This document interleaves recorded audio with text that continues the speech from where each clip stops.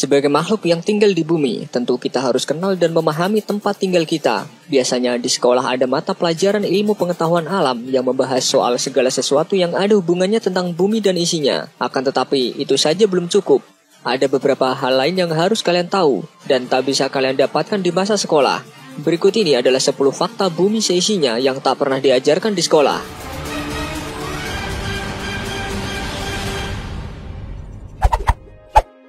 Pecahan bumi. Ilmuwan Harvard menyatakan bahwa bulan sebenarnya adalah pecahan dari bumi. Bulan tercipta setelah terjadi tabrakan akbar antara bumi dengan benda antariksa lain yang dinamakan Theia, yang terjadi pada sekitar 4,6 miliar tahun yang lalu. Hasil penelitian dari Sarah Stewart dan Matija Cook yang diterbitkan dalam jurnal Science itu menjelaskan bahwa teori mereka itu bisa menjelaskan mengapa bumi dan bulan mempunyai komposisi dan kimiawi yang sama. Dalam karya ilmiah berjudul Making the Moon from a Fast Spinning Earth, kedua ilmuwan menjelaskan ketika benturan itu terjadi, bumi masih berusia muda dan berputar sangat cepat. Karenanya, tabrakan besar bisa menyebabkan pecahan yang cukup untuk menciptakan bulan. Persatuan benua.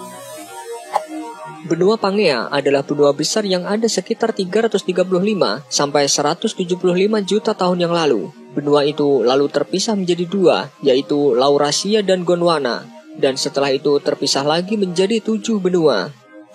Ilmuwan percaya kalau semua benua itu bakal bersatu lagi sekitar 250 sampai 300 juta tahun dari sekarang. Semua benua akan membentuk benua raksasa yang disebut Pangea Ultima. Piramida terbanyak. Mesir sejak zaman dulu dikenal sebagai pusat piramida terbesar di dunia. Kenyataannya, negara ini bukanlah pemilik piramida terbanyak di dunia. Piramida terbanyak di dunia ternyata dimiliki negara Sudan di Afrika Selatan. Jumlahnya mencapai 255 buah. Jumlah piramida di Mesir sampai sekarang hanya beberapa buah. Perbandingannya 2 kali lipat lebih sedikit dibandingkan piramida di kota ini. Keberadaan piramida ini bermula dari sejarah kuno di daerah lembah Nil yang dikenal sebagai Nubia yang terletak di Sudan. Batas atmosfer bumi. Mungkin kalian belum pernah mendengar sebelumnya kalau atmosfer bumi punya batas. Ternyata di antara atmosfer dan ruang angkasa terdapat garis yang bernama Kármán Line. Ini adalah garis yang membentang di ketinggian lebih dari 100 km di atas permukaan laut. Nama garis ini berasal dari nama Theodor von Kármán, seorang insinyur dan fisikawan Hungaria Amerika. Istilah ini sering dipakai sebagai sebutan untuk garis batas antara atmosfer dan luar angkasa. Air di bumi. Samudra dan laut adalah tempat bagi 97% air di bumi. Akan tetapi ada beberapa air asin yang tak bisa diminum. 3% sisanya yang merupakan air tawar.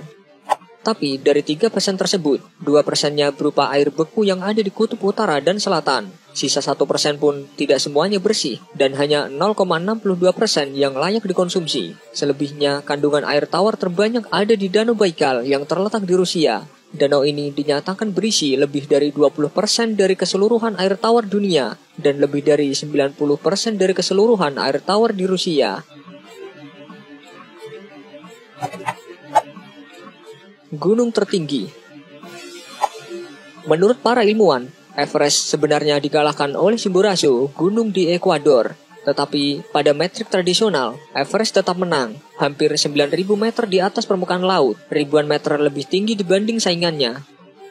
Tetapi Everest tidak benar-benar gunung tertinggi atau yang terdekat dengan ruang angkasa. Justru Chimborazo lah yang menduduki dua posisi tersebut. Everest hanya menang bila diukur dari permukaan laut. Tetapi jika diukur dari pusat bumi, Chimborazo menang dengan mudah. Bahkan Everest tidak akan masuk dalam urutan 20 gunung tertinggi di dunia.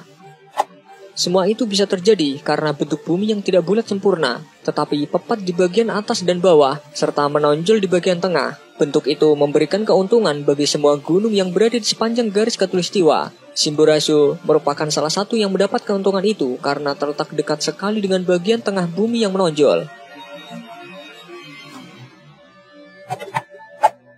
Tempat paling kering di bumi. Banyak orang yang beranggapan dan yakin kalau tempat paling kering di bumi adalah Gurun Atacama di Chili, karena tempat itu sudah tidak terguyur hujan selama ribuan tahun.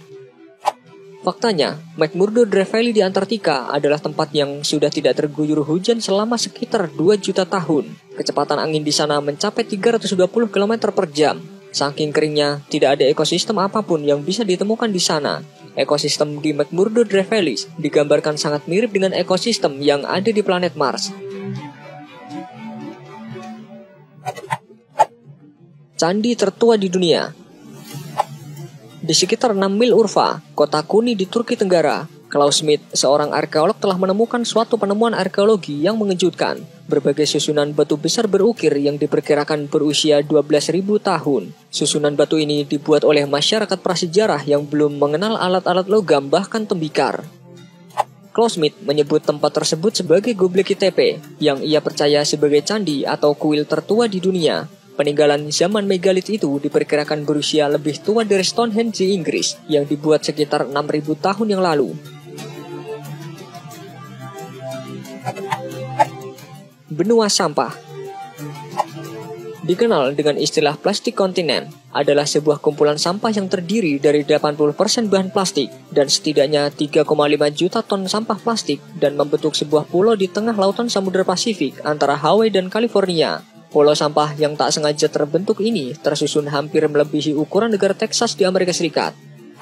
Awalnya, pulau sampah ini ditemukan pada tahun 1997 oleh Kapten Charles Moore. Diperkirakan terdapat 6 kali jumlah plastik daripada plankton yang hidup di sana. Hal ini membuat para ilmuwan berspekulasi bahwa suatu hari sampah semua manusia dan dedaunan di laut akan membentuk semacam pulau, bahkan mungkin benua baru. Lubang tembus bumi. Apa yang akan terjadi jika kita mengebor terowongan melalui pusat bumi hingga menembus ke sisi bumi lainnya, lalu kita melompat ke dalamnya? Meskipun tidak mungkin untuk melakukan hal ini di bumi, tapi mungkin hal ini bisa dilakukan di bulan. Bulan memiliki inti dingin dan juga tidak memiliki lautan atau air tanah untuk mengacaukan segalanya. Selain itu, bulan tidak memiliki atmosfer, sehingga terowongan yang kita buat akan memiliki vakum yang bagus di dalamnya yang dapat menghilangkan gangguan aerodinamis.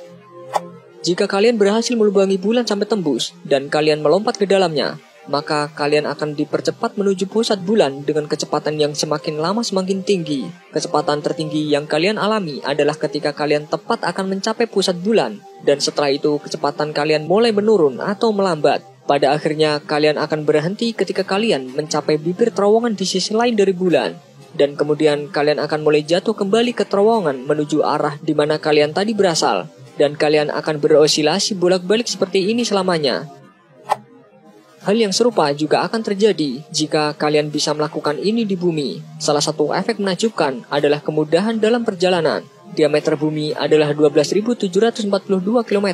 Jika kalian berhasil melubangi bumi sampai tembus dan dapat menciptakan ruang vakum di dalamnya, apapun yang kalian jatuhkan ke dalam terowongan itu akan mencapai sisi lain dari planet ini hanya dalam 42 menit dan akan kembali lagi setelah 84 menit sejak ia dijatuhkan.